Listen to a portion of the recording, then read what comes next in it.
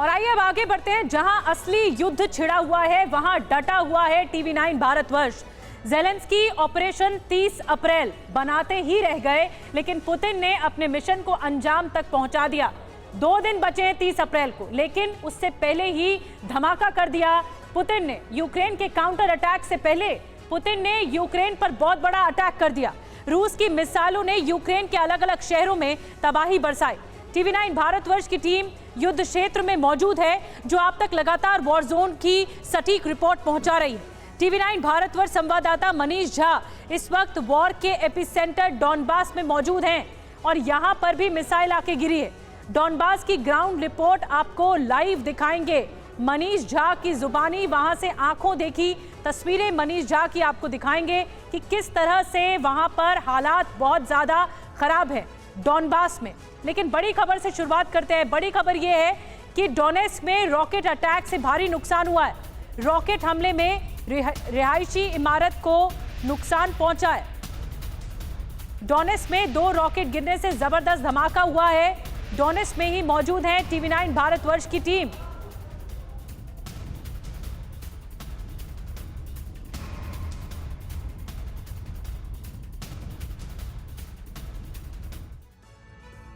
और आपको बता दें कि डोनेट्स्क में डॉनबास भी आता है। डोनेट्स्क में रॉकेट हमले से भारी तबाही मची है।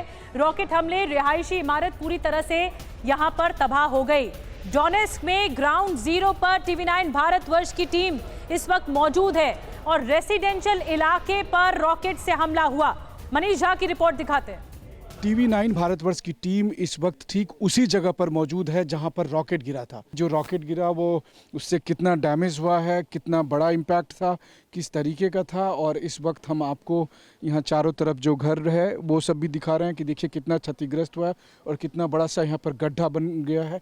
तो टीवी9 की टीम के डोनेट्स्क पहुँचे हुए महज कुछ घंटे हुए होंगे और इसके बीच में 2 जोरदार धमाके की आवाज़ हमें सुनाई दी और डोनेट्स्क इलाके के ठीक केंद्र में यानी सेंट्रल इलाके में इस तरह से एक बड़ा सा 2 रॉकेट गिरा और जिसकी वजह से यहाँ देखिए कि इसका इम्पैक्ट ये था कि इसके ठीक पीछे वाला जो स्ट्रीट है वहाँ तक लोगों के घर क्षतिग्रस्त हो गए हैं और इस घर पे जहाँ पर ये गिरा है उसकी हालत तो आप कैमरे पर देख ही सकते हैं। तो टीवी9 की टीम उस ग्राउंड जीरो पर मौजूद है, उस जगह पर जहाँ के जिसके बारे में कहा जाता है कि अगले 72 घंटे यहाँ क़यामत हो सकती है। यूक्रेन की तरफ से स्प्रिंग ऑफेंसिव हो सकते हैं और उसके लिए यहाँ पर भी तैयारी की गई है, लेकिन लगातार रह रहकर धमाके की आवाज़ और धमाके की आवाज़ के बीच में हम आपको दिखा रहे हैं कि देखिए रॉकेट गिरने से क्या असर पड़ा है। तो आपको दिखाया मनीष झा ने कि क्या असर पड़ा है रॉकेट हमले से। रॉकेट हमले के बाद पूरे इलाके में एयर अलर्ट जारी हो गया है। आज सुबह डोनेट्स्क में रॉकेट हमला हुआ। डोनेट्स्क में 2 रॉकेट अटैक के बाद भारी तबाही मची है और ये जो एयर सायरन बज रहे हैं लगातार और यहाँ पर एक और हमला किया जा सकता है। एक और रिपोर्ट मनीष झा की दिखाते हैं। जो 2 रॉकेट गिरे हैं उसमें एक देखिए जो कार क्षतिग्रस्त हुई है और यहाँ पर जो घर क्षतिग्रस्त हुआ है वो हम आपको दिखाते हैं। मेरे कैमरा सहयोगी अमित को कहूँगा कि वो अंदर आए और अंदर आकर दिखाएं। देखिए हम इस वक्त डोनेट्स्क में एक घर में प्रवेश कर रहे हैं जहाँ पर महज 20 मिनट पहले, अभी जब मैं मौजूद हूँ यहाँ से 20-25 मिनट पहले यहाँ पर 2 बड़े रॉकेट गिरे हैं और उस रॉकेट का क्या कहर बरपा है, कि कितना इम्पैक्ट पड़ा है वो आपको हम अपने कैमरे के जरिए दिखाने की कोशिश करते हैं। लाइव तस्वीरें इस वक्त टीवी9 पर दुनिया भर के दर्शक देख पा रहे होंगे कि देखिए रॉकेट गिरने की वजह से यहाँ क्या हाल हुआ है। और अमित जरा संभल कर आइएगा। यहाँ पर एक तरफ चारों तरफ देखिए तबाही के मंजर, बर्बादी के मंजर और ये अभी का दृश्य है। अभी जो कुछ घटा है महज 20 से 25 मिनट पहले, यहाँ से महज 1 किलोमीटर की दूरी पर मैं अपना काम कर रहा था, रिपोर्टिंग कर रहा था, जब 2 जोरदार धमाके की आवाज़ आई। यहाँ के स्थानीय लोगों ने कहा कि हो सकता है कि रूस का एयर डिफेंस सिस्टम एक्टिवेट हुआ होगा ताकि यूक्रेन के मिसाइलों को रोक सके, लेकिन ऐसा लगता है कि इन 2 मिसाइलों को रोकने में कामयाबी हासिल नहीं हुई और इसी वजह से जो यूक्रेन की तरफ से शेलिंग हुई, यूक्रेन की तरफ जो रॉकेट गिरा उसकी वजह से देखिए कि ये घर जो क्षतिग्रस्त हुआ। तो मनीष झा की आपने रिपोर्ट देखी, आंखों देखी हाल वो दिखा रहे थे। वो बता रहे हैं कि किस तरह से तबाही मची है इस रॉकेट हमले से। मनीष झा हमारे साथ खुद इस वक्त लाइव मौजूद हैं डोनेट्स्क से, जहां पर युद्ध चल रहा है, वहां से टीवी9 भारतवर्ष आपको रिपोर्ट दिखा रहा है। मनीष, ये बहुत दर्दनाक और खतरनाक तस्वीरें जो आप दिखा रहे हैं और ये बताती हैं कि रूस के हमले बढ़ेंगे। अभी तो 30 अप्रैल आई नहीं और उससे पहले ही 2 दिन पहले ही हमला कर दिया।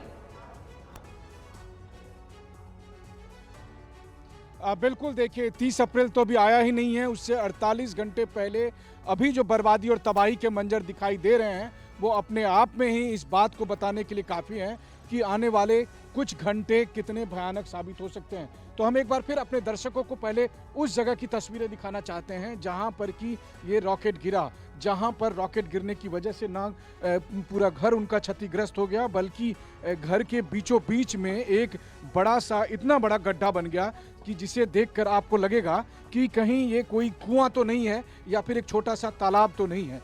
तो इस तरह के सूरत हाल के बीच में से हम मौजूद होकर आपको दिखा रहे हैं। मैं अपने कैमरा सहयोगी अमित से भी कहूँगा कि अमित थोड़ा संभल कर आइए और जरा दिखाइए कि यहाँ क्या हालत है। देखिए, इस जगह की तस्वीरें हम आपको इसलिए दिखाना चाह रहे हैं कि आप सोचिए कि जब आप कैमरे पर इस तस्वीर को देखते हैं, यहाँ घर होता था, यहाँ किसी का परिवार था, किसी के बच्चे यहाँ पर रहते थे और अचानक यहाँ पर रॉकेट गिरता है, पूरा घर चकनाचूर हो गया और घर के बीचों बीच में यहाँ पर देखिए कितना बड़ा गड्ढा हो गया है। मतलब इतना बड़ा गड्ढा है कि मुझे तो छोड़िए, यहाँ के जो लोग हैं अगर वो भी खड़े होंगे तो वो भी इस गड्ढे में समा जाए, इतना बड़ा गड्ढा यहाँ पर हो गया है। वहीं दूसरी तरफ देखिए ये घर की तस्वीरें, जो लोगों के घर के जो तस्वीरें हैं वहाँ देखिए कि घर के क्या हालात हैं। और सबसे बड़ी बात यह है कि जैसे ही यहाँ पर ये हमला हुआ और रॉकेट के गिरने के बाद तुरंत ही हम लोग यहाँ पर पहुँचे, महज 15 से 20 मिनट की देरी से पहुँचे यहाँ पर। और उसके बाद हमें यहाँ पर काफ़ी संख्या में सिक्योरिटी पर्सनल्स दिखाई दिए, यहाँ पर सिविल एडमिनिस्ट्रेशन के लोग दिखाई दिए। अच्छी बात ये थी कि जिनका घर है वो महिला जो यहाँ पर अभी भी शॉक की स्थिति में है, सोचिए लगभग 1 घंटा हो गया, अभी भी वो शॉक की स्थिति में है। उन्हें समझ में नहीं आ रहा कि उनके घर में अचानक ऐसा क्या हो गया है। और उसके तुरंत बाद आप देखिए कि इसका इम्पैक्ट यहाँ इतना था कि इस स्ट्रीट से आगे दूसरे स्ट्रीट तक लोगों के घरों के शीशे टूट गए, गाड़ियाँ क्षतिग्रस्त हो गई, चारों तरफ जो है वो तबाही और बर्बादी के मंजर दिखाई देते हैं। राहत की बात यही थी कि इस घर में जो लोग मौजूद थे उसमें से कोई भी हताहत नहीं हुए। और सबसे बड़ी बात है, अभी मैं एक और तस्वीर आपको दिखाता हूं। देखिए, जो बात मुझे डोनेट्स्क में आकर सबसे अच्छी लगती है, अब आप देखिए कि सिविल एडमिनिस्ट्रेशन के लोग रॉकेट गिरने के, घर टूटने के महज 1 घंटे के भीतर यहाँ पर प्रशासन की तरफ से सिविल एडमिनिस्ट्रेशन के लोग आ गए हैं ताकि वो इनके घर के मरम्मत का कामकाज शुरू करे। तो प्रशासन की तरफ से जो डीपीआर एडमिनिस्ट्रेशन है उसकी तरफ से कोशिश की जाती है कि जो लोग इससे प्रभावित हुए हैं उनको तुरंत ही राहत दी जाए। और उसके लिए यहाँ पर आकर पहले गैस के कनेक्शन बंद किए गए, बिजली के कनेक्शन बंद किए गए, सिक्योरिटी वालों ने आके मेजरमेंट लिया और फिर सिविल एडमिनिस्ट्रेशन वाले अब इस घर का पुनर्निर्माण करना चाहते हैं। तो बर्बादी भी है, पुनर्निर्माण भी है, और इन सब के बीच में बड़ी बात आप कह रहे हैं। बड़ी बात मनीष, आप तस्वीरें जो दिखा रहे हैं वो ज्यादा बड़ी तस्वीरें हैं जहां पर ये बताती है कि बर्बादी तबाही तो मची है, लेकिन राहत और गनीमत ये रही कि यहाँ पर कोई हताहत बड़ी संख्या में नहीं हुआ है। मैं आपसे पूछूंगी नुकसान कितना हुआ है, हालांकि प्रशासन अपने काम में दुरुस्त करने के लिए लगा हुआ है। मैं आपके पास आऊंगी मनीष। एक बड़ी खबर इस बीच और बता दें, 30 अप्रैल से पहले यूक्रेन पर बहुत बड़ा अटैक है। ये यूक्रेन के अलग अलग शहरों में 20 मिसाइलें दागी गई हैं। निप्रो और उमन में सबसे ज्यादा नुकसान हुआ है। रूसी अटैक में उमन और निप्रो में 5 लोगों की मौत हो गई है। रूसी हमले में उमन की एक इमारत पूरी तरह से तबाह हो गई।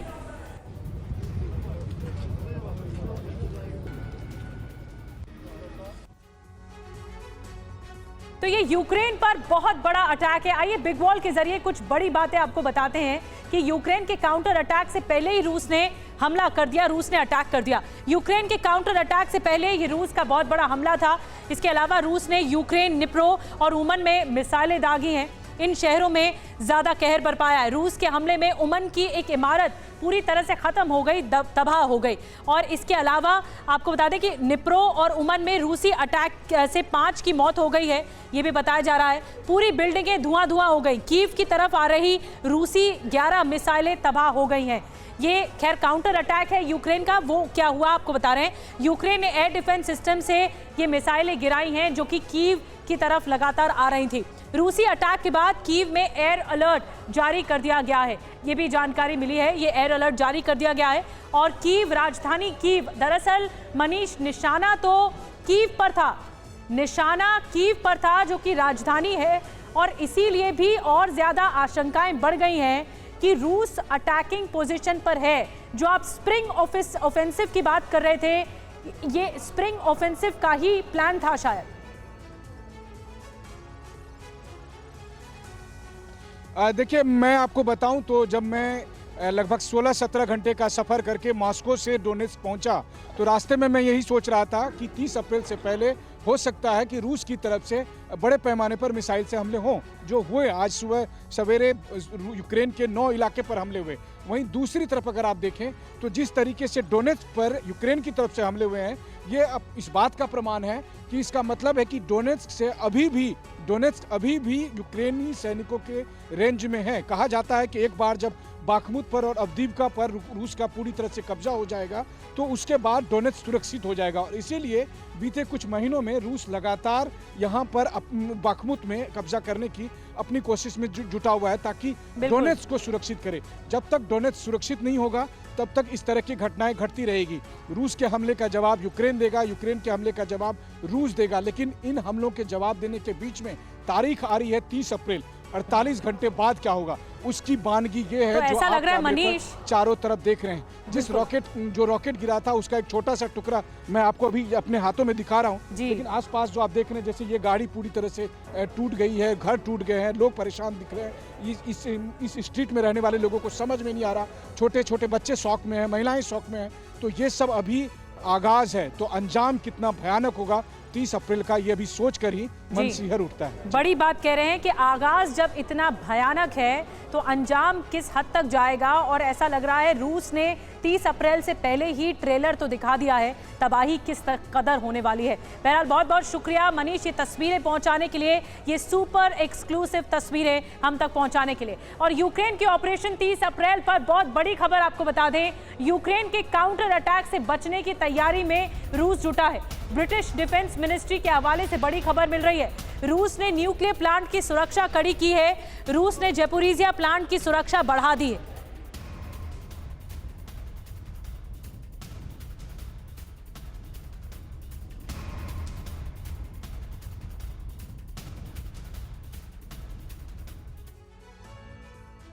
और इसके अलावा 22 फरवरी 2022 अगर यूक्रेन जंग की शुरुआत की तारीख है तो 27 और 28 अप्रैल 2023 की तारीख इस जंग के फेज 2 में पहुंचने के तौर पर याद की जाएगी। यूक्रेन का वॉर जोन बीती रात से ऐसा धधक उठा है जिसकी किसी को कल्पना नहीं थी। रूस की बमबारी से यूक्रेन के 1 दर्जन से ज्यादा शहर थर्रा उठे। इस बार निर्णायक अंजाम तक पहुंचेगा वॉर, और वॉर फेज 2 की पूरी वीडियो अब हम आपको दिखाने जा रहे हैं इस रिपोर्ट के जरिए।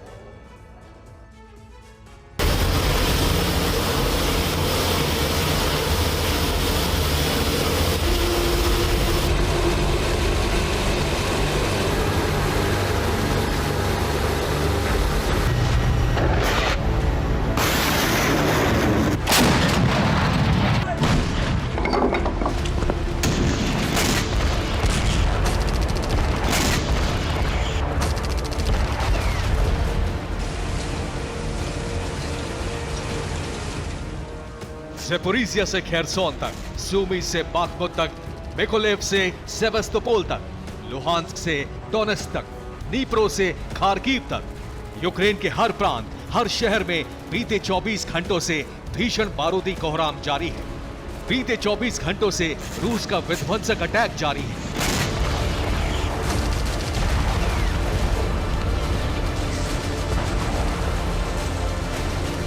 तो वहीं बीते 24 घंटों से रूसी कब्जे वाले इलाके में यूक्रेन का एग्रेसिव काउंटर अटैक जारी है, वो भी बेहद विस्फोटक अंदाज में।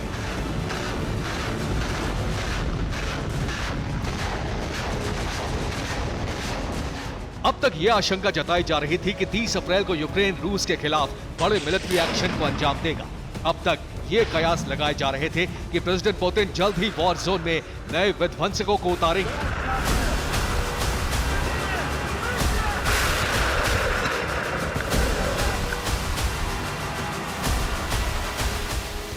लेकिन जैसे ही यूक्रेन में पश्चिम के हथियारों की खेप पहुंची, उसी के साथ रूस ने जंग के नए फेज का आगाज कर दिया।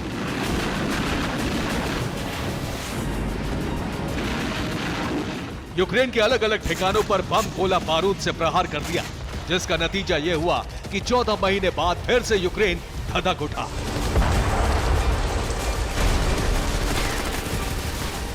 चंद घंटों में ही यूक्रेन के रिहायशी इलाके खंडहर में तब्दील हो गए।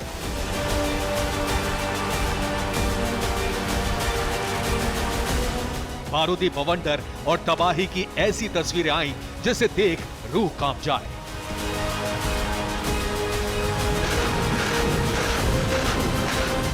खेरसॉन, सूमी, मिकोलेव, लुहांस्क, दनीप्रो, डोनेत्स्क और खार्किव यूक्रेन के ये वही इलाके हैं जहां रूसी ब्रिगेड जबरदस्त एक्शन में है। जमीन से लेकर आसमान तक ताबड़तोड़ हमले किए जा रहे हैं।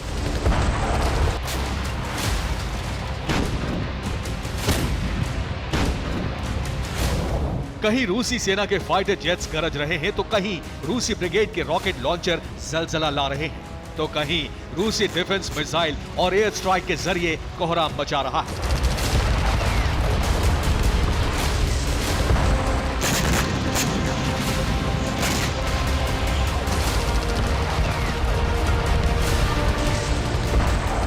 लेकिन इस बार यूक्रेन का पलटवार भी इतना विध्वंसक है जिसके चलते रूसी ब्रिगेड या फिर रूसी डिफेंस ही नहीं बल्कि प्रेसिडेंट पुतिन भी सन्न हैं।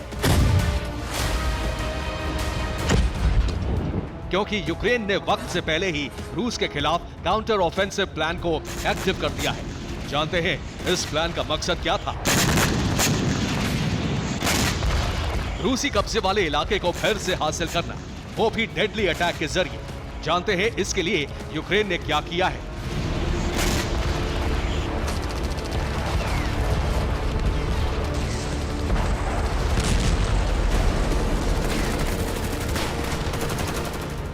ज़ेपोरिज़िया 3 बटालियन के करीब 15,000 यूक्रेनी सैनिकों की तैनाती। बाखमुत, वेस्ट से मिले विध्वंसक टैंकों के जरिए ताबड़तोड़ बमबारी। सेवास्तोपोल, UJ-22 ड्रोन के जरिए रूस के हथियार डिपो पर स्ट्राइक।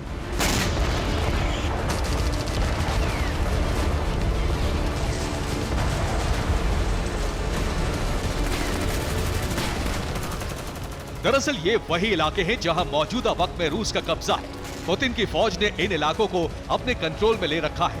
यहाँ पर सैन्य अड्डे और हथियार डिपो बना रखे हैं। ऐसे में यूक्रेन काउंटर ऑफेंसिव प्लान के जरिए अपने इलाकों को फिर से हासिल करने के लिए वॉर जोन में पूरी तैयारी के साथ उतर चुका है। और जानते हैं और इस बार यूक्रेनी सेना का पहला मकसद क्या है? ज़ेपोरिज़िया पर टोटल कंट्रोल, ज़ेपोरिज़िया के न्यूक्लियर पावर प्लांट पर होल्ड।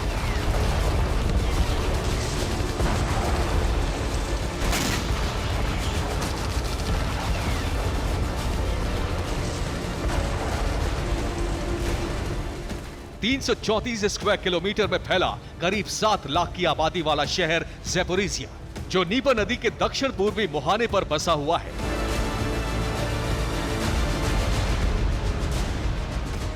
बीते साल यूक्रेन के इसी शहर को तबाह करने के लिए रूसी सेना ने जबरदस्त बमबारी की।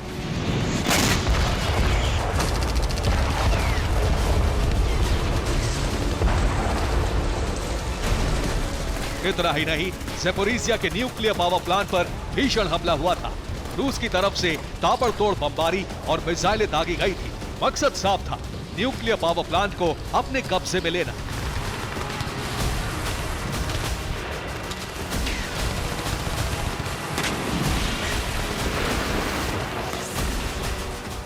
क्योंकि Zaporizhzhia nuclear power plant Europe में सबसे बड़ा है। इस परमाणु संयंत्र में करीब 6 पावर यूनिट का संचालन है। यहाँ 4200 करोड़ किलोवाट बिजली का उत्पादन होता है, जो यूक्रेन की सालाना बिजली उत्पादन का करीब 25% है। इस पावर प्लांट से यूरोप को भी बिजली की सप्लाई होती है।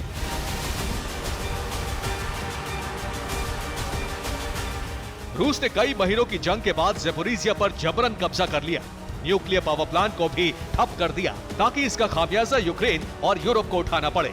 लेकिन अब इसी ज़ेपोरिज़िया को हासिल करने के लिए ज़ेलेंस्की पूरी ताकत लगा रहे हैं और इसका अंदाजा आप यूक्रेनी डिफेंस की हेवी डिप्लॉयमेंट से लगा सकते हैं। दरअसल यूक्रेनी डिफेंस ने अपनी 3 बटालियन ज़ेपोरिज़िया भेजी है, जिसमें 116th और 118th टेरिटोरियल डिफेंस ब्रिगेड है। तो वहीं 46th एयर असॉल्ट ब्रिगेड भी ज़ेपोरिज़िया पहुंची है। यूक्रेन की तीनों बटालियन में करीब 15,000 जवान मौजूद हैं। इसके अलावा यूक्रेन 12th ब्रिगेड को मोर्चे पर भेज सकता है।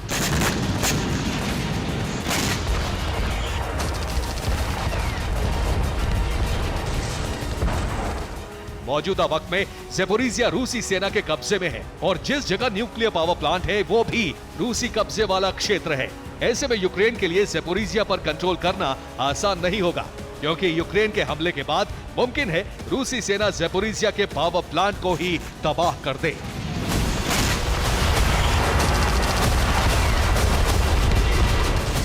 अगर ऐसा हुआ तो फिर ज़ेपोरिज़िया समेत पूरा यूक्रेन और यूरोप का कुछ हिस्सा रेडिएशन की चपेट में आ सकता है। Bureau report, TV9 Bharatvarsh.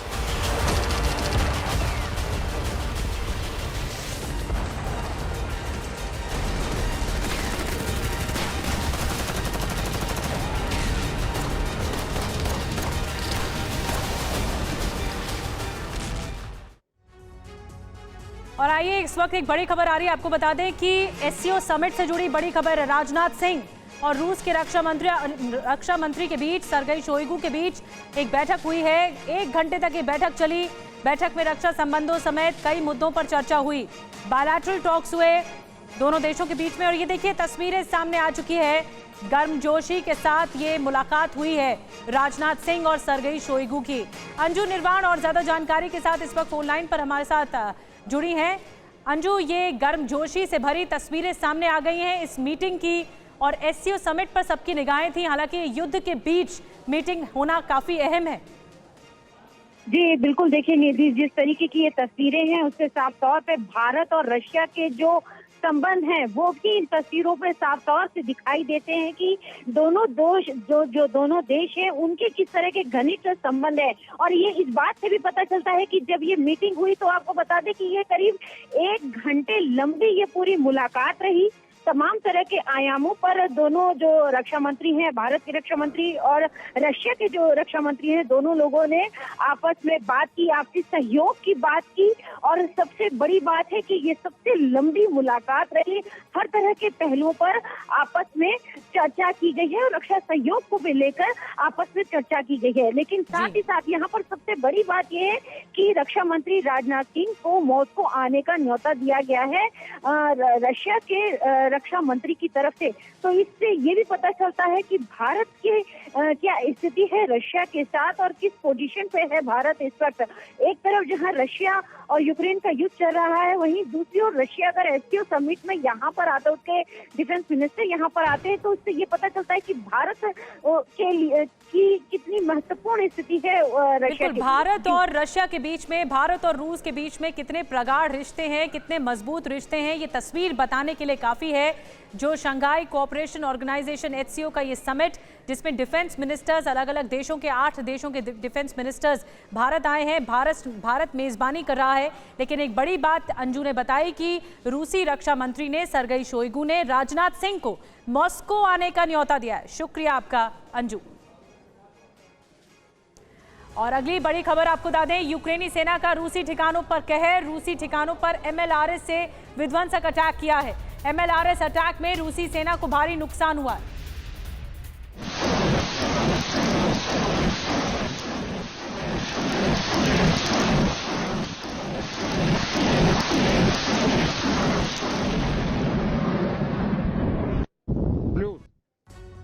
और एक और बड़ी खबर आपको बता दें, यूक्रेनी ठिकानों पर रूस का विध्वंसक हमला। मल्टीपल रॉकेट लॉन्चर से अटैक किया। रूसी हमले में यूक्रेनी सेना को भारी नुकसान पहुंचा है।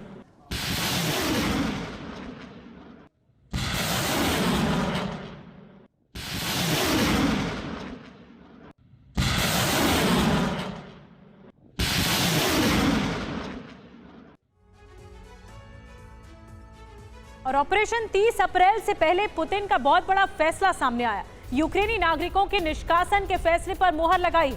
कब्जे वाले इलाकों से यूक्रेनी नागरिकों को निकालेगा रूस। डोनेस्क और लुहांस्क में यूक्रेनी नागरिकों पर एक्शन लिया जाएगा। खेरसोन और ज़ेपोरिज़िया से भी निकाले जाएंगे यूक्रेनी नागरिक। तो यूक्रेनी नागरिकों को निष्कासित यानी निकाला जाएगा जिन इलाकों पर रूस ने कब्जा कर लिया है, उन इलाकों से।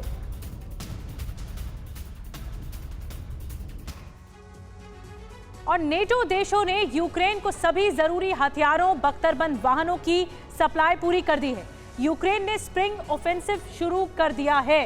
टीवी 9 भारतवर्ष ने बुधवार को ही दर्शकों को बताया था कि यूक्रेन हमला ज़ैपोरिज़िया से शुरू हो सकता है, जो कि कर दिया गया है। अब ज़ेलेंस्की की सेना ने रूस के कब्जे वाले क्षेत्रों की तरफ बढ़ने का प्लान बनाया है। इसके बाद टारगेट है क्रीमिया। रूस की सेना ने भी यूक्रेन का ऑफेंसिव ऑपरेशन रोकने का फुल प्रूफ प्लान एक्टिवेट कर दिया है।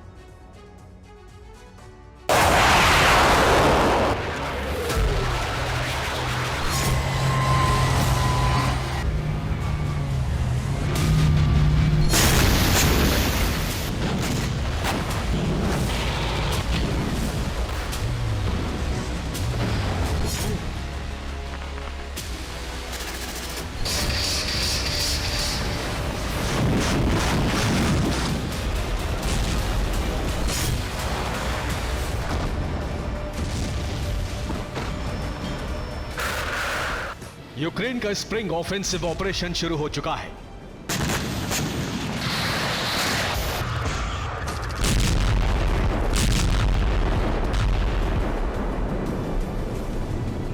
इस ऑपरेशन का लक्ष्य है रूस के कब्जे वाले इलाकों को आजाद कराना, क्रीमिया में यूक्रेन का झंडा फिर से फहराना और रूस की जमीन पर मॉस्को तक बड़े अटैक करना।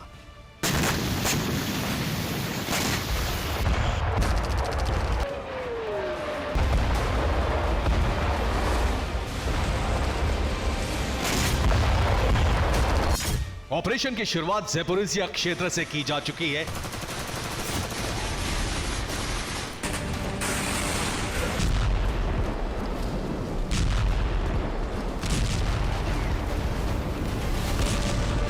इस ऑपरेशन में यूक्रेन रूस के खिलाफ जिन हथियारों का इस्तेमाल कर रहा है उनके लिस्ट लीक हो चुकी है।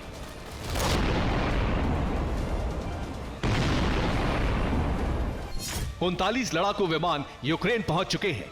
यूक्रेन सेना को 44 नए हेलीकॉप्टर दिए गए हैं। नेटो के 575 टैंक यूक्रेन की फ्रंट लाइन पर तैनात हो गए हैं। पश्चिमी देशों से यूक्रेन को 4697 बख्तरबंद वाहन पहुंचाए जा चुके हैं। 125 multiple rocket launcher system attack के लिए तैयार हैं। 675 ऑटोमेटिक हेवी और लाइट मशीन गन दी गई हैं।